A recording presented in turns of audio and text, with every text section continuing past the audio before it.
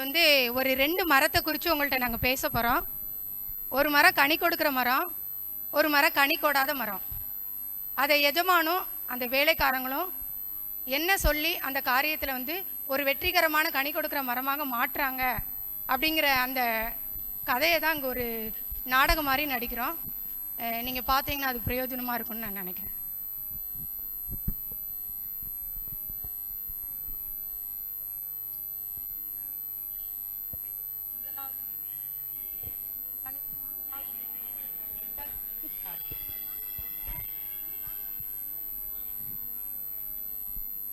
அன்பு முதலாவதாக கனி கொடுக்கும் மரம் அன்பு.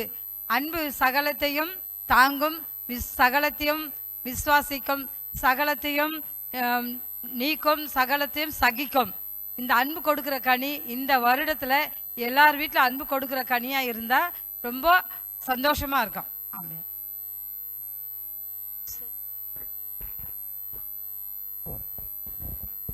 நாம சொல்கிறோம் சந்தோஷம்.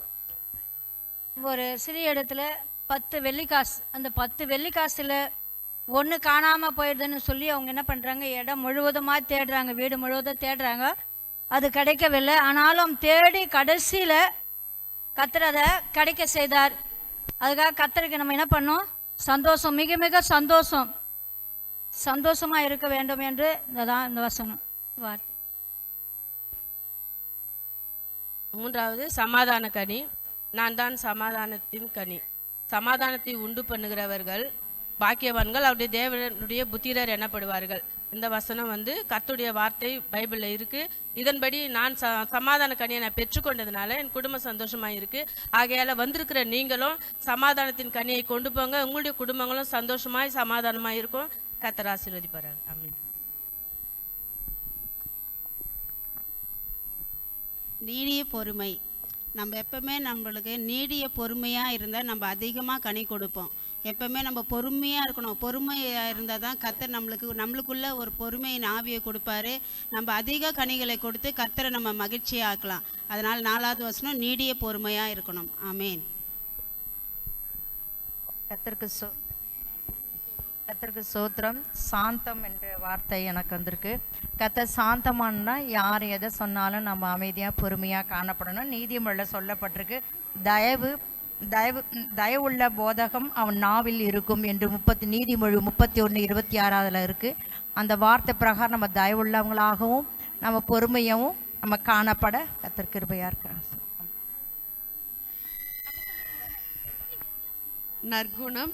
ரூத் என்ற சகோதரி நற்குணசாலியாக இருந்தபடியால் புது வாழ்வு கிடைத்தது. நாமும் நற்குணசாலியான கன்னிகையாக இருந்தால் நமக்கும் புது வாழ்வு கிடைக்கும் என்று விசுவாசிக்கிறேன். நீங்களும் இந்த புது கனியை பெற்றுக்கொண்டு போங்க. ஆமென். விசுவாசம். விசுவாசித்தால் தேவனுடைய மகிமையை காண்பா என்று சொன்னார். நானும் விசுவாசிக்கிறேன், நீங்க எல்லாரும் விசுவாசிங்க. ஆண்டவரே.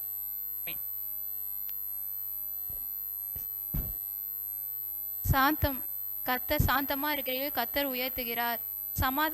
சமாதானமா இருக்க சொல்லியிருக்கா, சாந்தமாவும் இதுவா நம்ம இருக்கணும். கர்த்தர் உங்களையும் சமாதானமா இருக்க சொல்லியிருக்காரு, நீங்க சாந்தமா இருந்து தயவா இருங்க.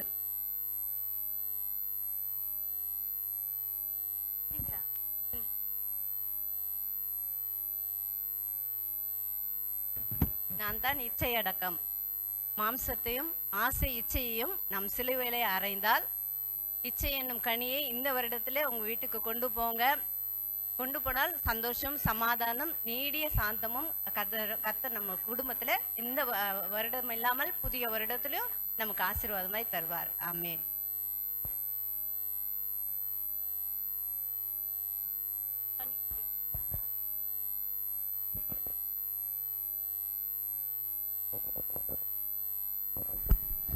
இந்த எஸ்தர் அம்மா எங்கே தான் போச்சோ தெரில. எப்போ பார்த்தாலும் தோட்டத்துக்கு வரும்போதெல்லாம் அது இருக்கவே மாட்டுக்கு. எல்லா செடியும் பார்த்துட்டே இருந்தால் நல்ல தலதலன்னு இருக்குது. இந்த அம்மாவை காணலே, எங்கே போயிடுச்சு? எஸ்தரம்மா சொல்லுங்கம்மா. என்ன பண்ணிட்டு இருக்கீங்க? செடிங்கெல்லாம் பார்த்து நல்லா உரம்லாம் போட்டு வச்சிருக்கிறோம்மா. நல்லா காய் காய்ச்சி இருக்குதுமா. ஆமாம், அழகா இருக்குதே பார்க்க, மன ரம்மியமாக இருக்குதே. போன ட்ரிப் வரும்போதெல்லாம் இப்படி இல்லையே, நல்லா பண்ணியிருக்கிறீங்க, பரவாயில்ல. அந்த மாங்காய் மரம்லாம் நல்லா மாங்காய் கொடுக்கா? காய்க்குதுமா, நல்லா மாங்காய் காய்க்குதுமா. கொய்யா மரம் நல்லா காய்க்குதுமா. நல்லா காய்க்குதா? சரி சரி சரி. போன ட்ரிப் வந்து ஒரு இந்த மல்லி செடியெல்லாம் கொண்டு வந்து வச்சேனம்மா, எங்கே போட்டீங்க? எல்லாத்த போட்டிருக்கிறோம்மா. சரி சரி சரி சரி. இந்த அத்தி மரம் ஒன்று வச்சேனே, ஞாபகம் இருக்குங்களா? இருக்குமா. போன கிறிஸ்மஸ்க்கு கொண்டு வந்து நான் வச்சுட்டு போனேன். இருக்குதா? இருக்குதுமா, அதோ இருக்குதுமா. என்ன பட்டு போய் இருக்குது? ஆமாம்மா, இது காயே காய்க்க மாட்டேங்குதுமா. அப்புறம் என்ன எதுக்கு வச்சுட்டு இருக்கிறீங்க? வெட்டி போட்டுற வேண்டியதானே? மாமா, இந்த ஒரு விஷயம் மட்டும் இது கொஞ்சம் டைம் கொடுங்கம்மா. நல்லா சுற்றி உரம் போட்டு இதை நான் கனி தர வைக்கிறேம்மா. இல்லைன்னா வெட்டி போட்டுடலாமா? எஸ்தரம்மா, இது வந்து அங்கே பாருங்க இடத்த அடைச்சிட்டு இருக்குது. இதை நம்ம வெட்டி போட்டு இன்னொரு மரம் வச்சோன்னு வச்சுக்கோங்களேன், அது பிரயோஜனமா இருக்கும்ல நமக்கு. இந்த ஒரு விஷயம் மட்டும் டைம் கொடுங்கம்மா. இதை நல்லா சுற்றி உரம் போட்டு இது கனி கொடுக்கலாம், வெட்டி போட்டுடுறேம்மா. சரி, நீ சொல்றேன்னு சொல்லிட்டு நான் விட்டுட்டு போறேன். சரியா? சரிங்க. பாப்பேன், ஒரு 6 மாசம் தான் பாப்பேன். கனி கொடுக்கலன்னு சொன்னா அதை நான் வெட்டி போட்டுருவேன். சரியா? ஏன்னா அது வந்து இடத்த அடைச்சிட்டு இருக்குமா.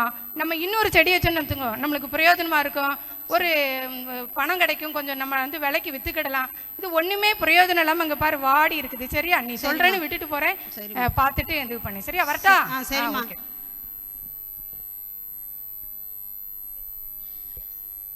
சில நாள் கழித்து தோட்டக்காரனிடத்துல எஜமாட்டி கடந்து செல்ற ஒரு நிகழ்ச்சி.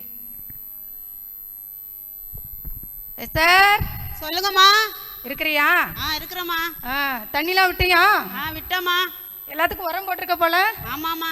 சரி சரி சரி. பூச்சி உரம் போட்டியா? போட்டம்மா. அங்கங்க பூச்சிலாம் கடிச்ச மாதிரி இருக்குது, அப்பப்ப பார்க்கணும். சரியா? சரிம்மா. என்ன அழகா இருக்குதே. ஆமாம்மா, அத்தி மரமா. நல்லா இருக்குதே. இதானே பட்டு போச்சு இந்த மரம் தானே? ஆமாம்மா, சுத்தி உரம் போட்டு நல்லா கனியெல்லாம் தருதுமா. அப்படியா?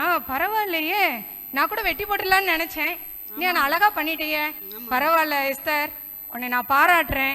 நான் வெட்டி போடணும்னு நான் நினைச்சு வந்தேன், ஆனா நீ அழகா வந்து அதை கொத்தி எரு போட்டு எல்லாம் பண்ணியிருக்கிறதுனால நல்ல பூத்து இருக்குது. பரவாயில்ல எஸ்தர், உன்னை பாராட்டுறேன். சரியா? சரிங்கம்மா. இது ஒரு சிறிய நாடகம் தான், ஆனா இதுல இருந்து நிறைய விஷயங்களை நம்ம கத்துக்கிட முடியும். என்னன்னு பார்த்தீங்கன்னு சொன்னீங்கன்னா, இதே மாதிரி தான் சபையில நிறைய காரியங்களை நம்மளுக்கு கற்றுக் கொடுக்குறாங்க.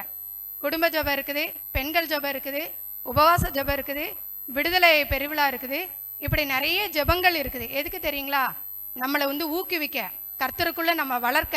ஆனா நம்ம நிறைய நேரம் வந்து அதை அவாய்ட் பண்றதுனால இதே மாதிரி பட்டு போன மரமா தான் நம்முடைய வாழ்க்கை இருக்குது. ஏதாவது ஒரு விதத்துல வந்து ஆலயத்துல நம்மளுக்கு கொடுக்குற அந்த ஊழியங்கள்ல நம்ம பங்கு பெறும் பொழுது அதுதான் கனி, அதுதான் பூ, அதுதான் நம்மளுக்கு பலனை கொடுக்கும். அதனால நம்ம ஒவ்வொருவரும் ஒருவேளை இந்த வருஷம் ஃபுல்லாக நம்ம அலட்சியம் பண்ணியிருக்கலாம், ஒருவேளை நம்ம பங்கு பெறாமல் விட்டுருக்கலாம். ஒவ்வொரு நிகழ்ச்சியிலும் நம்மளுக்கு ஏதோ ஒரு காரியம் நம்மளுக்கு கற்றுக் கொடுக்குது, ஏதோ ஒரு காரியம் நம்ம கிறிஸ்துக்குள்ளாக இன்னும் வளர்வதற்கு நம்மளுக்கு உதவியாக இருக்குது. அதனால வருகிற வருஷங்கள்ல நம்முடைய வாழ்க்கை ஒரு கனிதரும். இப்போ சொன்னாங்க இல்லையா 9 கனிகள், அப்படி நம்ம கனிதரும் ஒரு வாழ்க்கை வாழணும்னு சொன்னா இப்படிப்பட்ட ஆலயங்கள்ல வைக்கிற கூடுகையில முடிந்த அளவுக்கு நம்ம கலந்து கொண்டு நம்முடைய ஆவிக்குரிய வாழ்க்கையில நம்ம வந்து சில விஷயங்களை கற்றுக்கொண்டோம் என்று சொன்னால் நம்மளுக்கு அது பிரயோஜனமா இருக்கும் என்று கர்த்தருக்குள் நான் விசுவாசிக்கிறேன். இந்த நாடகத்தை பார்த்து ரசித்த அத்தனை பேருக்கும் நான் நன்றி செலுத்துகிறேன்.